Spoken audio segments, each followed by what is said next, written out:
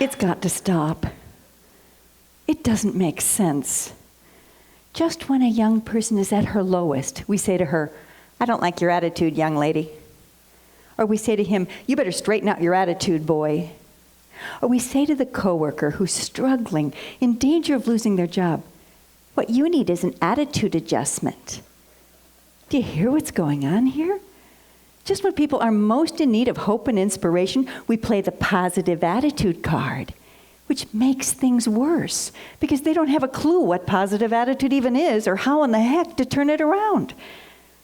And they're not alone. CEOs don't know how to define it. Nurses don't know. Professional athletes don't know. And don't get me started on how confused Webster's is on the subject. Should we even care? According to the experts, we should. When I interviewed CEOs of multi-million-dollar corporations and asked them, how important is attitude to financial success, 0 to 100%? Their average answer, 97%. When I asked 25,000 nurses, you're on the front lines of healing. You watch who heals quickly, who heals slowly, who doesn't heal at all. Now, we know we're not all supposed to heal. Some of us are supposed to graduate and go home. But for those of us who do recover, I'm just curious, how important would you say attitude is to the recovery process? 0 to 100%, their average answer, 98%. That's 2% for drugs and surgery, but aren't we grateful for drugs and surgery? And then there are those professional athletes. Yes, I really don't need your autograph. I'm just curious. How important would you say attitude is to winning on the playing field, 0 to 100%? 110. Thank you so much. 97, 98, 110, those are really high numbers, right? But when you ask each of these groups of experts to define it or give a process for it, they stutter, stammer, or go silent, even though they agree that positive attitude is more important to our health, wealth, and happiness than our blood pressure, our stock portfolio, or our marital status. So the question I pose for us today, indeed, I believe, the most important question, is how to define this most important thing. For if we can't define it, how in the heck can we parent it, manage it, teach it, or live it? So as you might imagine, I'm going to propose a positive attitude formula today to us. But before I do, one more clear and present danger in not having a good definition. Let's go back to those teenagers I referred to. While we are reprimanding them to turn their attitude around, they're likely feeling and expressing anger. So what are we saying by our reprimand? You need to repress that anger. Danger. Repressed anger turns into depression, addiction, and/or suicidal despair. Can we be clear about this, dear ones? Anger is not negative. Martin Luther King started his worldwide social justice movement on his angriest day. Mother Teresa started her ministry to the poorest of the poor on her angriest day. And I went into the shelter for domestic violence with my daughter on my angriest day. I repeat, anger is not negative. In fact, in my programs, I call it Angergy, energy for change. So can we be clear? Emotions are not positive or negative, they just are. It's thoughts that are positive and negative. And it's time to unleash the incredible potential of this thought of what is a positive thought to the world.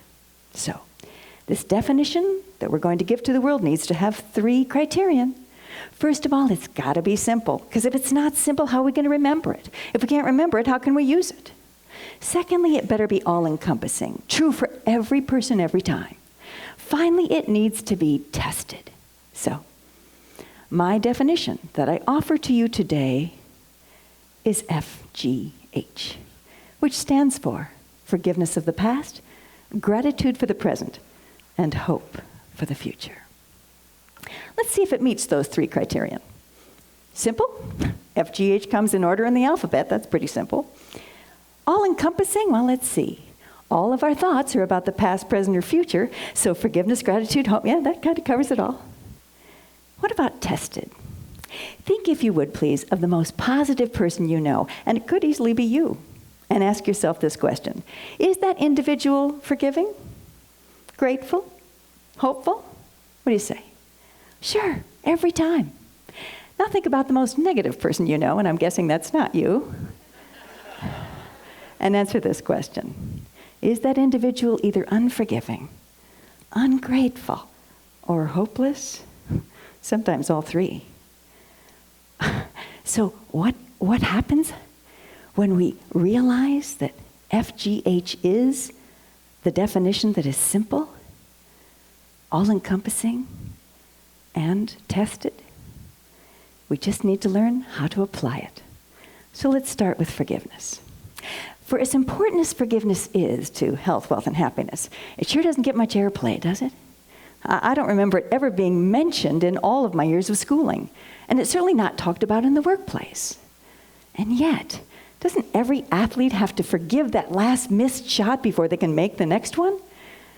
Go back a few popes ago. John Paul II, attempted assassination. Do you recall that after he recovered, he went to the cell of his would-be assassin to forgive him? When the pontiff died a few years later, the media went to that same cell and found the man in mourning and asked why. He said, "Would you not grieve if your brother had died?" Forgiveness is so powerful. And Martin Luther King puts it so beautifully. Forgiveness is not an occasional act. It's a permanent attitude. So important to life. And if it's that important, it deserves a definition, yes? What about forgive and forget? You can forget that. Let's try this one. Forgiveness is releasing regret. I should have. Releasing resentment. They should have. And releasing the need for revenge. There's our definition. Now what about a process? The one I propose is twofold. First of all, acknowledging we were all doing the best we could at the time with the information we had. Let me prove that to you. Think back to something that you regret. It could have been yesterday or 20 years ago. We're going to put that right here. Now my question about that is, if you would have known then what you know now, would you have done it differently? Yes or no? Of course. Does that mean we were a bad person then and we're a good person now? Certainly not. We were a good person then, we just needed more information. And what are we here at TEDx getting today? More information. We're right on track. As Maya Angelou said so beautifully, if I would have known better, I would have done better. So once we acknowledge, the next step is writing a forgiveness letter and burning it. Exactly. Why that's so important is that we're not forgiving for their sake. If you wait until you believe they deserve forgiveness, it could never come. We forgive for our sake because it frees us. Oh my gosh, I've written hundreds and I've coached thousands of people. Oh yeah. And I've coached thousands of people in this process that just takes like 10 or 15 minutes. But you know who I'm forgiving most often? Myself. So whether you write your letter to yourself, your higher power, someone living, someone deceased, a group of people, it doesn't matter. Forgiveness frees. And the other thing I find amazing in this transformation is it always leads directly to G, gratitude. Oh my gosh, we could talk all day about the research on gratitude. One of my favorite researchers on the topic, our own TEDx Sean Achor, the Harvard researcher. And what has he proven? He's proven that a daily gratitude ritual will rewire your brain. It'll open up all the learning centers of your brain. So, I'm going to give you all 1 minute of homework right now. Yes, the former high school teacher is going to give you all 1 minute of homework for every day for the rest of your life. But only do it on the days you want to feel good. Don't do it on the other days. Okay? Ready? Share 3 things you're grateful for from the past 24 hours with no repeats. Let's cover that one more time. You're going to share 3 things you're grateful for from the past 24 hours, no repeats. No repeats, MK? Yeah, it's a beautiful sunny day here in Florida, isn't it? Yeah? You're grateful for sunshine tomorrow, you're done with sunshine for life. Are we clear? And what's that share thing? A lot of people will coach you to write them down in a little book. My research shows if you really want to keep this going, there's only a 10% chance you'll still be doing it a year from now if you just write it in a book. But if you find someone to share it with, it could be a sister, a coworker, a friend, a parent, a child, you're more likely, 40% more likely, to still be doing it a year from now. So, when my son was 7, I decided to do it with him every day on the way to school. So, honey, do you want Mom to go first, or do you want to go first? Every day he said, you go first, Mom. And every day for 10 years, he went second. Oh, come on, MK. He didn't go second the day after he stayed up all night studying for that test. Oh, yeah. He did not go second the day after you and he had that terrible argument. Oh, yeah. Don't tell me he went second the day after that girl dropped him on his head and broke his heart. Most important day. And when I gave him the keys to his first used car, he said, don't worry, Mom. I said, oh, honey, I'm not worried. You're a good driver. He goes, no, I mean about the gratitudes. You won't be sitting next to me, but I'm going to keep doing them. Be still my heart. And at 24, he's still doing them. Why? Because it feels good. So sometimes people say, oh, but MK, if you knew all the things going wrong in my life right now, you'd know why I'm not grateful. And I need to share the story of my brother Jim. My dear brother, the dentist, went to Haiti a month after an earthquake took over 200,000 lives in 2010. No clean air, no clean water. We were so grateful he made it safely back. And when he called me, I said, hey, Jim, how's it going? And he said, MK, you won't believe how grateful they are.